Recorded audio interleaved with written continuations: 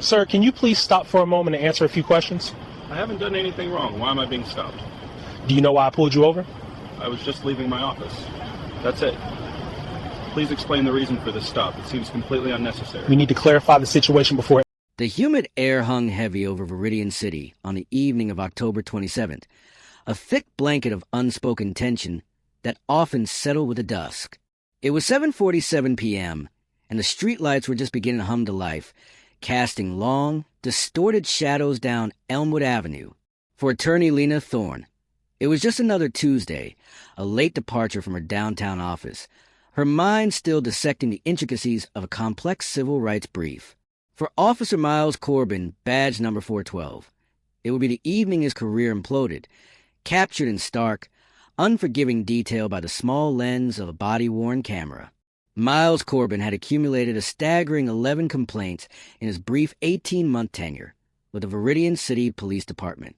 11, most of them dismissed as unsubstantiated or minor procedural deviations. But 11 complaints for a rookie officer spoke volumes.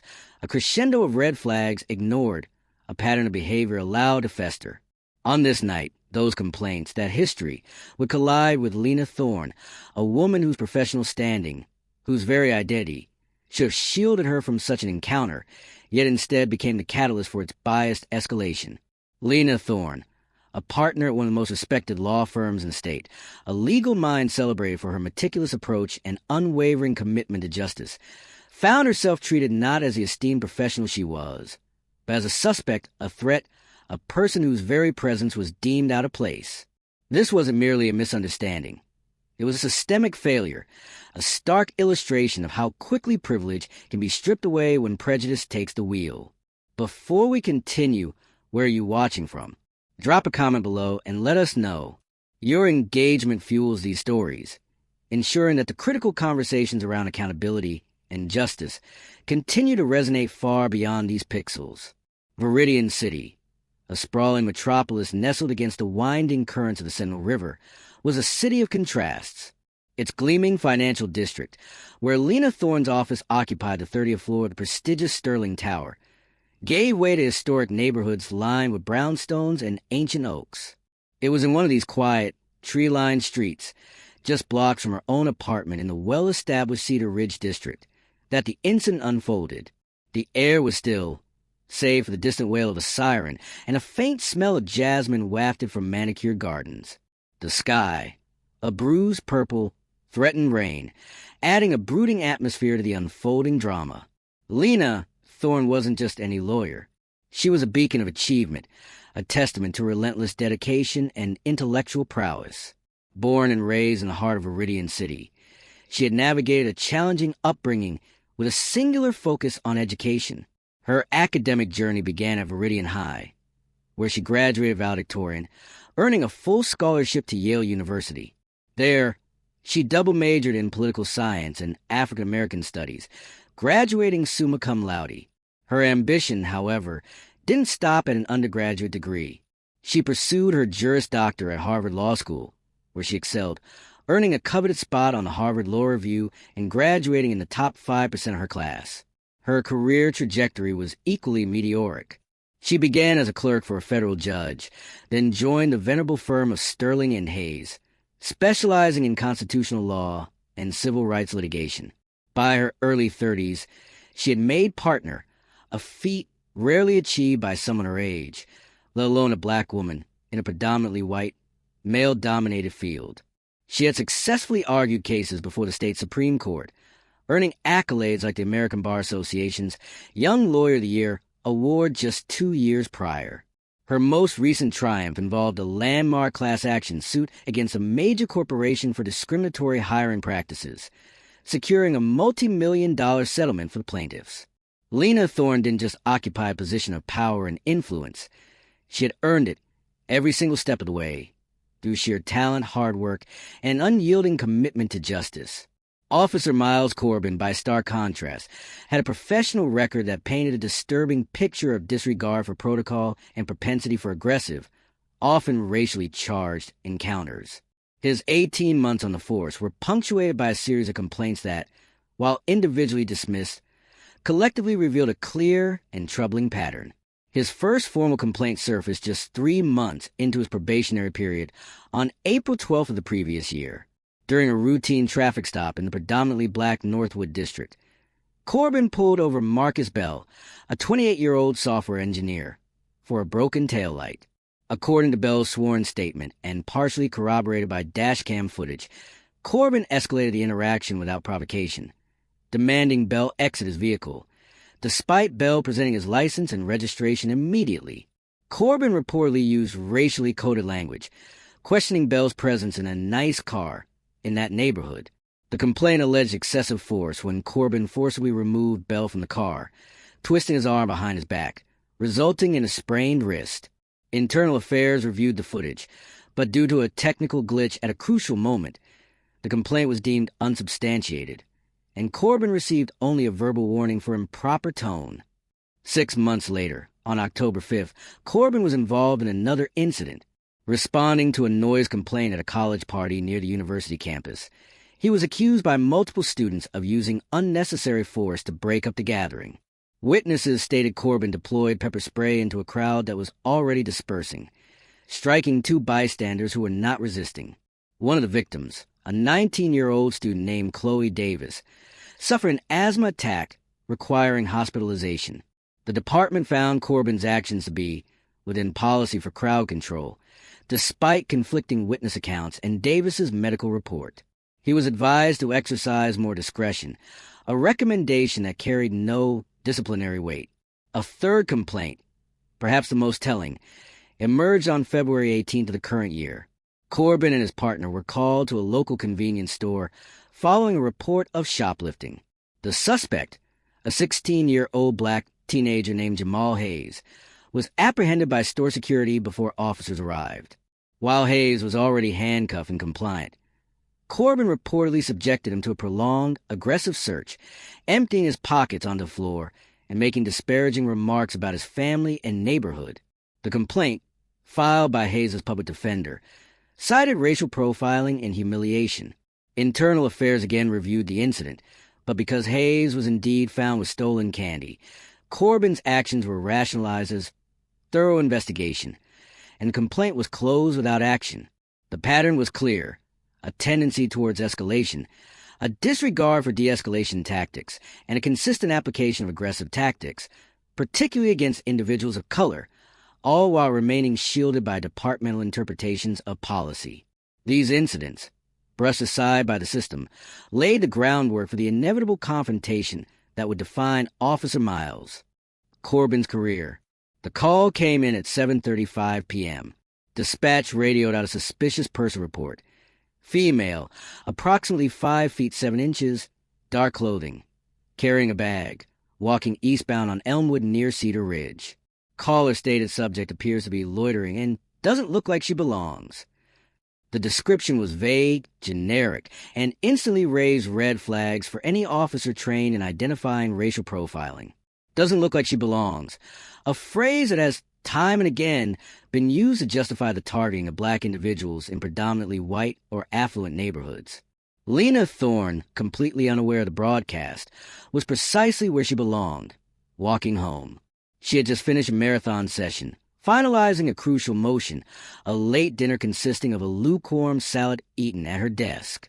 She wore a tailored charcoal pantsuit, her work bag slung over her shoulder, a small, elegant briefcase in her hand.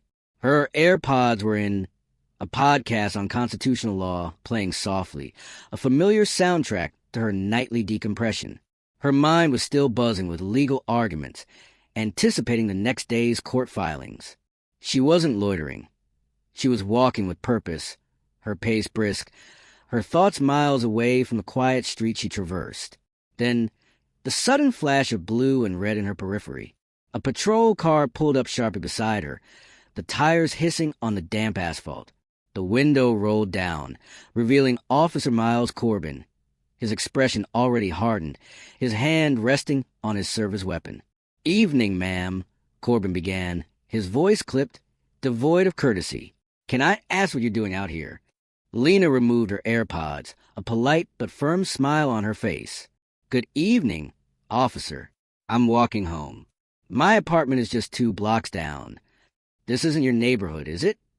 Corbin pressed, his eyes scanning her, dismissing her professional attire, her calm demeanor. Lena's smile tightened slightly. Actually, it is. I live on Maple Street. She paused and added, Is there a problem? We receive a call about a suspicious person matching your description, Corbin stated, his tone implying her guilt. Need to see some ID. Lena reached into her work bag, pulling out her wallet. Of course. She handed him her driver's license. As he took it, she also offered her State Bar Association ID, a small plastic card with her photo and licensed attorney clearly visible. And this is my bar card for your reference. Corbin barely glanced at the bar card. He held her driver's license, scrutinizing it. Lena Thorne, Maple Street. Huh, anyone can fake that. And a bar card, you can get those online. His dismissive tone was palpable, cutting through the quiet evening air. The implication was clear. Despite presenting legitimate identification, he refused to accept her reality, her identity, simply because it didn't fit his preconceived narrative. Should officers be required to verify credentials presented by a citizen, especially when those credentials directly contradict the premise of a suspicious person stop? Or should an officer's subjective suspicion always take precedence? Lena's composure began to fray at the edges. Officer, I assure you, my credentials are very real. I'm a partner at Sterling and Hayes, a law firm downtown. I just left my office. She gestured vaguely back towards the direction of the financial district. Partner at a law firm? Corbin scoffed, a sneer playing on his lips. Walking around in the dark? Sounds like a good story. I'm going to need you to step over here, away from the vehicle. He opened his door, beginning to exit, his hand still on his firearm. Officer, I am not required to move unless you have probable cause to arrest me, Lena stated, her voice now firm, authoritative. I have provided identification. I have committed no crime. What is your probable cause? Corbin stepped out fully, his imposing figure casting a shadow over her. You're being uncooperative. That's cause enough for me. Now, step over here, or I'm going to have to consider you resisting. The rapid-fire exchange was captured by the Bodycam, every inflection, every hostile gaze. Lena, acutely aware of the power dynamics and the potential for escalation, stood her ground but kept her hands visible. I am not resisting, officer. I am asserting my rights. I am a legal professional, and I know my rights. Oh, you know your rights, do you? Corbin sneered, taking a step closer. Good for you. Doesn't mean you get to ignore my lawful commands. By now, a few lights in nearby houses had flickered on. A couple walking their dog had stopped, their faces etched with concern. A young man, drawn by the raised voices, began recording on his phone from across the street. The quiet street was no longer silent. It was a stage for a brewing confrontation, fueled by one officer's refusal to acknowledge legitimate authority. Suddenly, a new voice cut through the tension. Corbin, what the hell is going on here? Sergeant Marcus Rodriguez, a veteran officer with 2 decades on the force, had been patrolling a few blocks over when he heard the increasingly agitated tones in Corbin's radio transmission. He recognized the young officer's tendency towards confrontation and had diverted his patrol car immediately. He pulled up behind Corbin's vehicle, his expression thunderous. Sergeant, I've got a suspicious person here. Refuse and comply, Corbin began, attempting to justify his actions. Rodriguez ignored him, his gaze fixed on Lena Thorne, who stood composed but visibly shaken. He then looked at the bar card still clutched in Corbin's hand, then back at Lena. Attorney Thorne? He asked, recognizing her name from numerous community events and legal seminars. Lena nodded, a flicker of relief crossing her face. Yes, Sergeant. I believe Officer Corbin has some questions about my walk home. Her voice was laced with controlled indignation. Rodriguez's eyes narrowed, shifting from Lena to Corbin. Miles, step back. Give me your badge and your weapon. Now. The command was delivered with an unyielding finality, leaving no room for argument or delay. The immediate intervention, the direct order to disarm, signaled an undeniable acknowledgement of the gravity of Corbin's actions. The immediate aftermath was swift and decisive, a stark departure from the typical slow-grinding gears of institutional review. Sergeant Rodriguez, after a brief, hushed conversation with Lena Thorne, confirmed her identity and profusely apologized for Officer Corbin's conduct. He personally escorted her the remaining 2 blocks to her apartment, ensuring her safety and offering the department's full cooperation in any subsequent investigation. By the time Lena had unlocked her door, Miles Corbin was already being driven back to the precinct, his service weapon secured in a supervisor's evidence bag, his badge confiscated, his probationary period officially over, effective immediately. He was placed on administrative leave, pending a full internal investigation, a fate sealed by the unblinking eye of his own body camera. This incident, caught on video and quickly disseminated, immediately sparked a firestorm. Should officers who demonstrate such clear patterns of misconduct, especially those involving racial bias and abuse of authority, face automatic termination without the protracted process of internal reviews that so often lead to little or no disciplinary action? The Bodycam footage, released within 24 hours under intense public pressure and Lena Thorne's legal team's demands, exploded across social media. The clip, just under 7 minutes, showing Corbin's aggressive questioning, his dismissive attitude towards Lena's credentials, and his outright sneering at her profession, garnered over 50 million views on YouTube within the first 48 hours. It trended globally on Twitter for 3 days under hashtags like #JusticeForLena, #ViridianPoliceBrutality, and #BodyCamTruth. Local news outlets ran continuous coverage, and national networks picked up the story, featuring Lena Thorne's calm yet powerful recounting of the event. The Viridian City Police Department and the City Council found themselves under an unprecedented microscope. Within a week, Lena Thorne, represented by a formidable team of civil rights attorneys from her own firm, filed a federal lawsuit against Officer Miles Corbin, the Viridian City Police Department, and the City of Viridian. The complaint, a meticulous 87-page document, alleged false arrest, racial discrimination in violation of the 14th Amendment, civil rights violations under 42 U.S.C. Section 1983, and intentional infliction of emotional distress. It cited Corbin's documented history of complaints as evidence of a pattern and practice of unconstitutional policing, arguing that the department's failure to adequately address these prior incidents constituted deliberate indifference. The city, facing overwhelming public condemnation, irrefutable video evidence, and the prospect of protracted and damaging legal battle, moved quickly to settle. On December 15th, just 7 weeks after the incident, Viridian City announced a settlement with Lena Thorne for a staggering $7.5 million. It was the largest individual civil rights settlement in the city's history, a somber acknowledgement of the profound harm inflicted and the systemic failures that enabled it. The settlement agreement included a clause that prohibited the city from rehiring Miles Corbin in any capacity. Simultaneously, the Viridian City Police Chief, in a public statement, announced Corbin's immediate termination. The termination letter, a copy of which was later made public, stated, "Officer Miles Corbin's conduct on October 27th, as fully documented by his body-worn camera and corroborated by witness statements, demonstrated a profound lack of judgment, a disregard for departmental de-escalation protocols, and an unacceptable pattern of unprofessional and racially biased behavior that is antithetical to the values of the Viridian City Police Department. His actions constitute gross misconduct and a breach of public trust." Furthermore, the department initiated the process for decertification with the state's Peace Officer Standards and Training Post Board, effectively ending Corbin's career in law enforcement across the state. Lena Thorne's testimony, delivered with an unwavering gaze and a voice that resonated with both pain and power, became a rallying cry for justice. At a packed press conference following the settlement announcement, she stood before a phalanx of cameras and microphones, her presence commanding, her message clear. "This incident," she began, her voice steady despite the tremor of emotion, "was not just about me.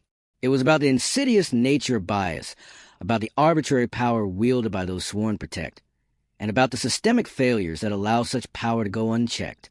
If this can happen to me, a Harvard-educated lawyer, a partner at a prominent firm, someone with resources and a platform, what happens to those without my privileges? What happens to the countless individuals who don't have a body camera rolling, who don't have a legal team at their disposal, who don't have the public spotlight shining on their injustice? Her words hung in the air, a stark challenge to the comfortable narratives of justice. My degrees, my professional accolades, my address, none of it mattered in that moment. All that mattered was the color of my skin and an officer's preconceived notion of who belongs and who doesn't. This was not a mistake. It was a manifestation of deep-seated prejudice, enabled by a system that has, for too long, turned a blind eye to its own failings. This powerful testimony raises a critical question. When an officer's actions are so clearly biased, so demonstrably in violation of civil rights, and result in such a significant financial burden on taxpayers, should it automatically trigger a federal investigation into the patterns and practices of the entire police department? The internal investigation, spurred by the lawsuit and public outcry, delved deeper than previous reviews, thanks in large part to the uncompromising scrutiny demanded by Lena Thorne's legal team. The department's official findings, released as part of the settlement agreement, laid bare a series of systemic failures. The report highlighted inadequate bias training, noting that Officer Corbin's initial training in implicit bias was a single, 4-hour online module completed during his academy tenure, with no follow-up. It pointed to a critical lack of oversight for rookie officers, especially those with early warning signs in their complaint records. The unsubstantiated dismissals of Corbin's previous complaints were reevaluated, revealing a pattern of departmental minimization and a failure to recognize escalating risk. The dispatch protocol itself was flagged for its reliance on vague, potentially biased suspicious person descriptions without requiring more objective criteria. The report concluded that the department's culture had, in effect, fostered an environment where an officer like Corbin could operate with impunity, his biases unchecked, until an undeniable incident forced accountability. In response to these damning findings, the Viridian City Police Department, under the guidance of the newly appointed police chief Anya Sharma, announced a sweeping slate of reforms. These included mandatory, recurring in-person implicit bias training for all officers, with focus on de-escalation techniques and community engagement. The department committed to a revised early warning system for officers with multiple complaints, mandating immediate intervention, counseling, and retraining. A new community oversight board, with subpoena power, was established to provide independent review of citizen complaints and departmental policies. Furthermore, the dispatch system was overhauled to eliminate vague, suspicious person calls, requiring dispatchers to obtain specific, articulable facts before sending officers. These were not just cosmetic changes. They represented a fundamental shift in how Viridian City intended to police itself. The case of Lena Thorne and Officer Miles Corbin serves as a stark, undeniable indictment of a system where unchecked bias can override all evidence, all reason, all professional standing. It illuminates the profound power imbalance inherent in police encounters, where an individual's rights, dignity, and even safety can be instantly jeopardized by a single officer's prejudice. Miles Corbin lost his career, decertified, his professional life irrevocably shattered. Lena Thorne, while securing a measure of justice in a historic settlement, endured a trauma of being reduced to a suspicious person, her identity stripped away in a moment of arbitrary power. The city of Viridian paid $7.5 million, a monumental cost to taxpayers. All because A, system failed to address a clear pattern of misconduct until it became a national scandal. The question now is, what changes? What truly shifts when such a high-profile case brings undeniable evidence to light? Does the system learn, or does it merely adapt to mitigate public outrage? We've seen reforms announced before, promises made in the wake of tragedy and injustice. But without sustained vigilance, without a persistent demand for accountability, these reforms can become little more than performative gestures. We invite you to join the conversation. Do you believe bodycam footage should be instantly accessible to the public, or should there be a waiting period? Share your thoughts in the comments below. Your input is vital in shaping the discourse around police accountability. This isn't just about Lena Thorne or Miles Corbin or Viridian City. It's about all of us. It's about the fundamental right to walk safely, to be treated with dignity, to have our identities respected, regardless of our skin color or perceived status. We're not stopping our pursuit of these stories. because the fight for true justice, for genuine accountability, is far from over.